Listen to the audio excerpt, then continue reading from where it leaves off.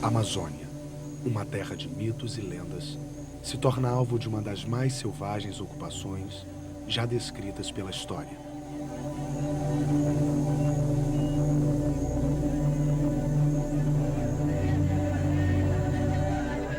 Essa terra desconhecida, povoada por 2 milhões de índios até o século XVI, vê chegar os primeiros exploradores.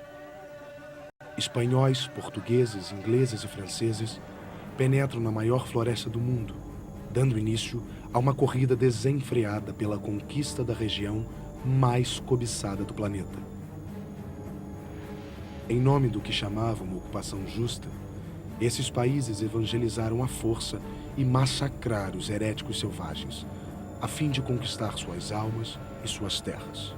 Com o decorrer do tempo, os primeiros mapas desse vasto território impenetrável se desenham em torno de uma grande via aquática, o rio Amazonas, que originou mais tarde o nome dessa terra.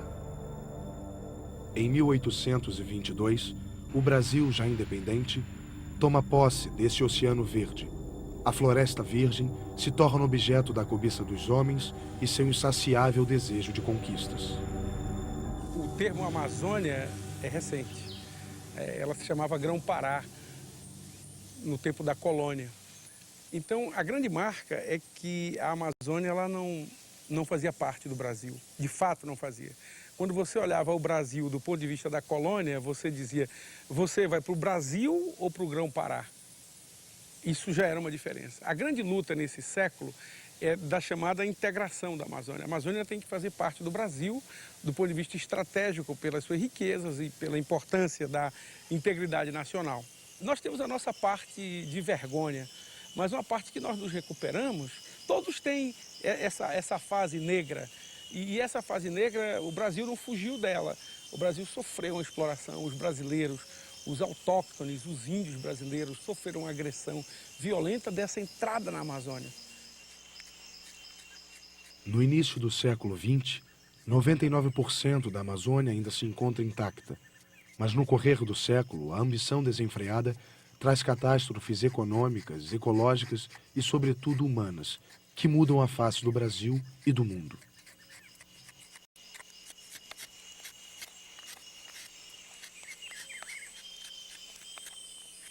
A seringueira, árvore originária da Amazônia, vai ter um importante papel nessa história. Da incisão em seu caule, escorre o látex, o ouro branco que entre 1870 e 1912 impulsiona o primeiro grande boom econômico da região e passa a ser conhecido como a Era da Borracha. Mais de 300 mil pessoas, vindas de todas as partes do Brasil, chegam na Amazônia em busca de uma vida melhor. Vão explorar a borracha e serão chamados de seringueiros. São 14 horas de trabalho árduo por dia, ganhando apenas o necessário para sobreviver. Defumando o látex, preparam-se essas preciosas bolas de borracha, prontas para serem exportadas para a Europa e Estados Unidos. Com a expansão da indústria automobilística e a invenção do pneu, explode nos mercados americano e europeu a procura pela borracha, provocando um verdadeiro apogeu comercial.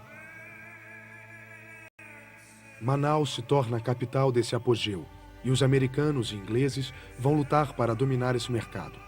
Fortunas colossais se formam da noite para o dia, e o símbolo dessa opulência é a construção de um dos maiores teatros de ópera, o Teatro Amazonas.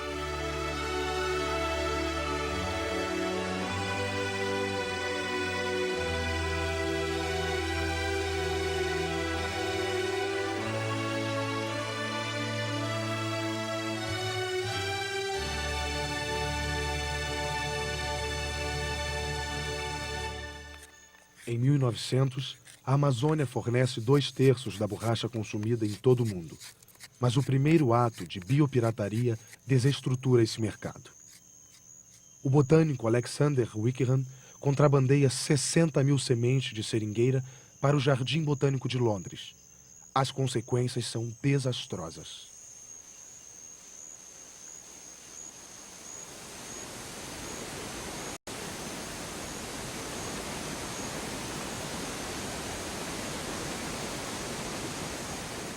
Em pleno boom da borracha, a Amazônia continua a ser uma terra ainda inexplorada. As autoridades da jovem República Brasileira resolvem integrar estas vastas regiões selvagens ao território nacional, dando início ao ciclo da geografia heróica. Várias narrativas contam em detalhes essa nova política. Uma delas é a construção da linha telegráfica entre o Mato Grosso e a Amazônia, uma das maiores aventuras humanas de todos os tempos. A origem dessa epopeia, um major do exército brasileiro chamado Cândido Mariano da Silva Rondon, um mestiço de índio influenciado pela filosofia positivista do francês Auguste Comte.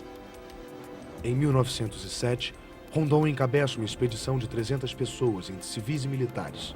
Diante dele, um desafio: percorrer 2.200 quilômetros através de uma terra inóspita.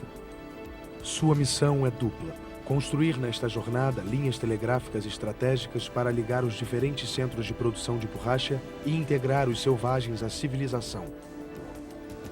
Seu lema é: morrer se for preciso, matar nunca. Em setembro de 1907, Rondon chega ao rio Papagaio, que ele batizará de A Última Fronteira. Na outra margem do rio, um terrível obstáculo: os temíveis índios Parecis.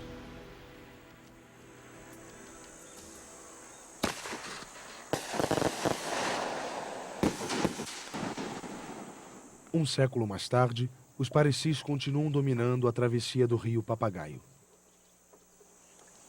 Com a expedição Rondon, né, que hoje, atualmente, a gente observa, né, as pessoas e os índios contam também, que é o primeiro obstáculo ele encontra rumo ao norte.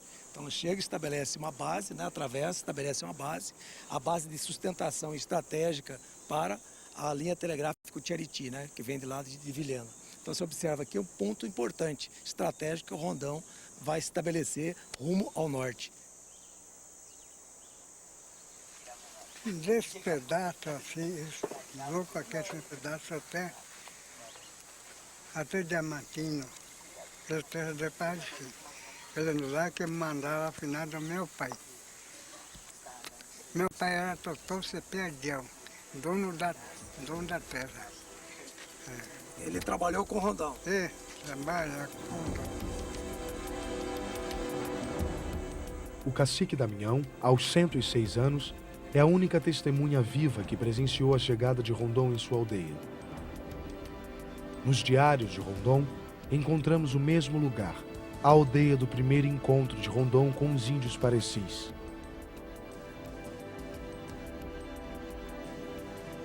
Aos poucos, Rondon percorre todas as aldeias da região.